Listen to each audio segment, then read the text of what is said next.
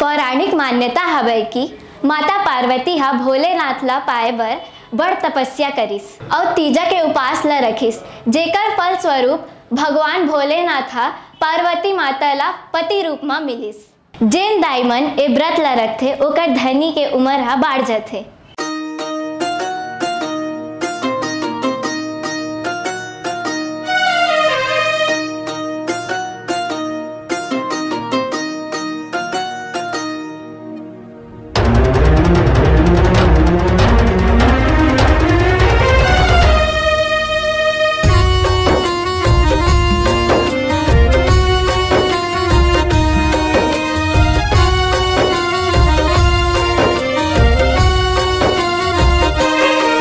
पर्वतिया दाईला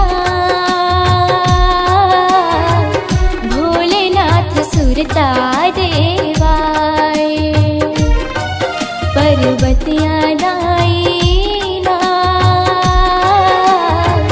भोलेनाथ सुरता देवाय।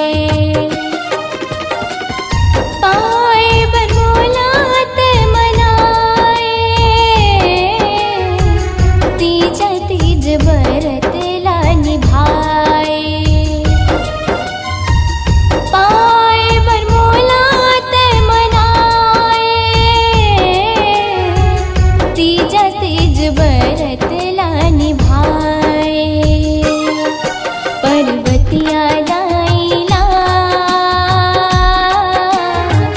भोलेनाथ सुरता देवाय, पर्वतिया दाईला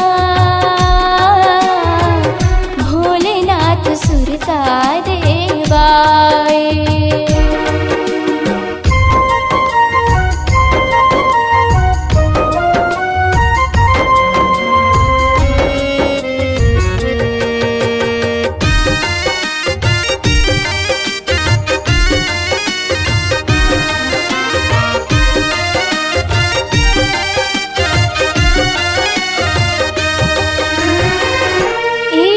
जन्म ते गौरी तप करे भारी, मोला पाए बरते हाथी जा व्रत धारी।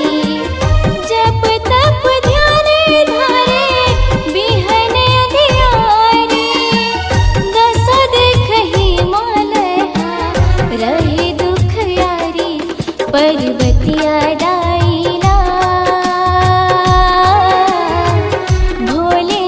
सुरता देवाय, पर्वतिया दाईला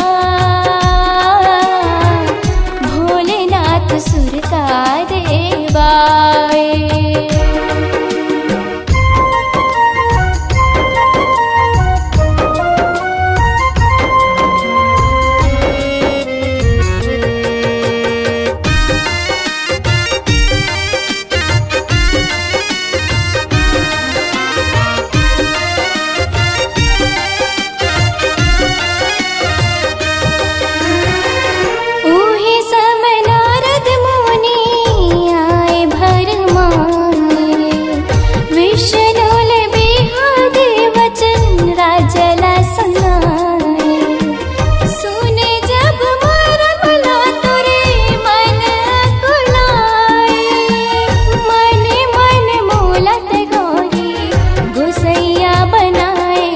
पर्वतिया दाईला भोलेनाथ सुरता देवाय, पर्वतिया दाईला भोलेनाथ सुरता देवाय।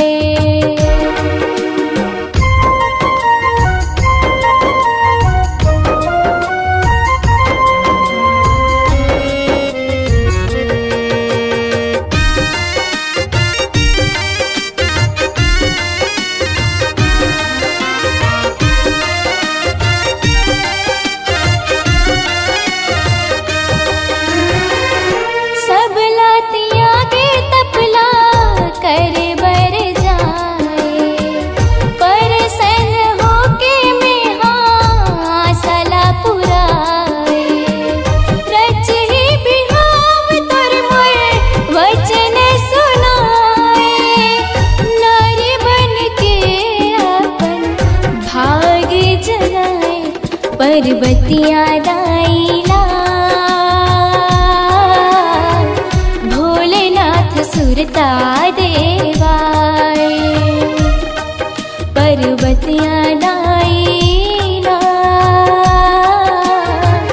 भोलेनाथ सुरता देवाय पाए बनोलात मनाए तीजा तीज बरत ला निभाए पाए बनोलात मनाए तीजा तीज बरत ला निभाए पर्वतिया दाईला भोलेनाथ सुरता देवाय पर्वतिया दाईला